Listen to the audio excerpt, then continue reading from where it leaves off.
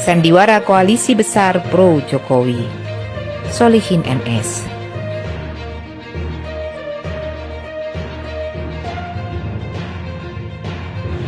Di akhir pemerintahannya, Jokowi mencoba membangun sebuah kekuatan yang kiranya bisa meneruskan program-programnya, minimal bisa menyelamatkan dosa-dosa politik dan keluarganya selama menjabat sebagai presiden.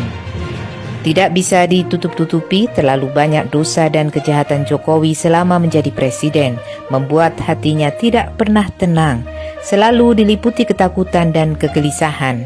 Sehingga bagi seorang presiden yang mau lengser harusnya bersikap sebagai negarawan, netral, tidak ikut-ikutan terlibat dalam urusan copras-capres, apalagi mengendorse capres tertentu. Tetapi ini malah ikut melibatkan diri secara langsung dalam penentuan paslon-paslon yang akan diajukan. Ada beberapa indikator bagaimana ketakutan Jokowi menghadapi masa depan yang dianggap sangat menakutkan. Jokowi tentunya tidak mau kasus mantan Presiden Amerika Serikat Donald Trump yang dijebloskan ke penjara akan menimpa dirinya. Ini manuver Jokowi sebagai wujud rasa takutnya menghadapi masa depan yang menakutkan. Pertama, upaya untuk terus mencari celah penundaan pemilu atau perpanjangan masa jabatan.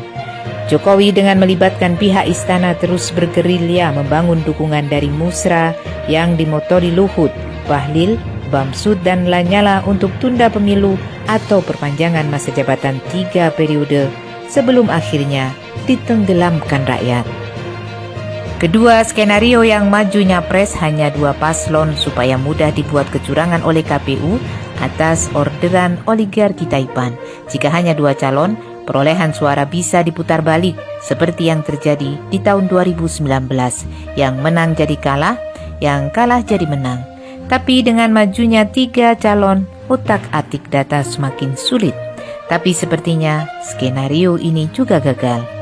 Ketiga, skenario agar semua calon terjadi all Jokowismen. Dari awal Jokowi sangat tidak suka dengan majunya Anies. Karena Anies akan menggagalkan semua mimpi Jokowi, maka Anies harus dijegal untuk tidak maju. Berbagai upaya yang dilakukan Jokowi terhadap KPK, KPU, dan pembegalan Partai Demokrat Muldoko. Tapi sepertinya langkah ini juga akan berantakan karena Anies akan lolos untuk nyapres. Keempat, kasus kilometer 50. Jika Jokowi lengser, hampir dipastikan akan diusut lagi. Selama Jokowi berkuasa, tidak mungkin kasus kilometer 50 bisa diselesaikan secara tuntas karena akan melibatkan banyak petinggi Polri dan TNI. Mungkin juga termasuk Jokowi sendiri. Kelima, kasus tragedi 21 hingga 22 Mei 2019 yang menewaskan 9 orang tidak bersalah dalam kaitannya dengan pemilu 2019. Dengan kasus tewasnya 894 petugas KPPS yang meninggal misterius diduga melibatkan Tito Karnavian dan Jokowi akan diusut lagi. Keenam, kasus korupsi putra Jokowi Gibran dan Kaisang yang dilaporkan Ubaidillah Badrun ke KPK tapi tidak ditindaklanjuti akan diusut lagi. Ketujuh, kasus mega skandal sebesar 349 triliun di Kemenkeu diduga melibatkan keluarga Jokowi akan terus diusut. Kedelapan, penerbitan Perpu tentang Hari Lahir Pancasila dan Undang-Undang Cipta Kerja diduga karena pesanan dari pihak tertentu akan ditinjau ulang. Kesembilan, kasus ijazah palsu pasti akan terus dipermasalahkan. Kesepuluh, kasus kriminalisasi para ulama, termasuk para ulama yang terbunuh, akan terus diusut. Rasa takut Jokowi yang berlebihan terhadap pencapresan Anies, karena Anies adalah orang yang tidak bisa diajak kompromi dan berkhianat.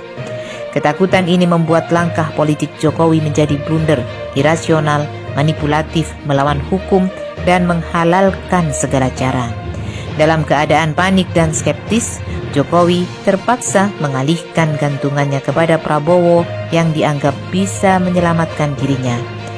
Tapi Jokowi belum begitu percaya dengan Prabowo. Selain Prabowo bukan tipe orang yang mudah manut, elektabilitas Prabowo juga secara real rendah. Dalam situasi galau ini, Prabowo coba menempel terus Jokowi agar Jokowi bisa lebih nyaman dan percaya pada dirinya. Dalam keadaan bimbang, Jokowi membuat langkah baru, yaitu membentuk koalisi besar partai-partai koalisi pemerintah, karena Jokowi mengendus akan adanya pembelotan dari koalisi KIB untuk mendukung Anies. Terbentuknya koalisi besar seolah bisa memastikan kemenangan melawan Anies. Padahal gerbong-gerbong partai koalisi pemerintah, Golkar, PAN, P3, Gerindra, dan PKB sudah ditinggalkan penumpangnya. Secara persyaratan ambang batas tentu saja sangat melebihi dari 20%.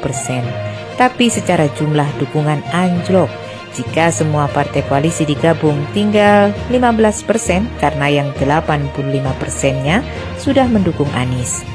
Sadar akan realita ini, berapapun besarnya partai koalisi pro Jokowi dipastikan akan kalah melawan Anies. Sedangkan untuk melakukan kecurangan jika paslonnya 3 dan selisih suara terlalu jauh, sulit dilakukan kecurangan. Satu-satunya cara untuk bisa memenangkan paslon dukungan Jokowi adalah Anies jangan nyapres. Itulah sebabnya kenapa Jokowi mengambil langkah bodoh dan memalukan dengan menyuruh Ketua KPK Firly Bahuri untuk tetap mentersangkakan Anies dan si Kurawa Muldoko untuk membegal Partai Demokrat. Langkah kedua manusia durjana ini sangat bodoh, memalukan dan biadab. Semoga kemenangan berpihak kepada kejujuran dan kebenaran.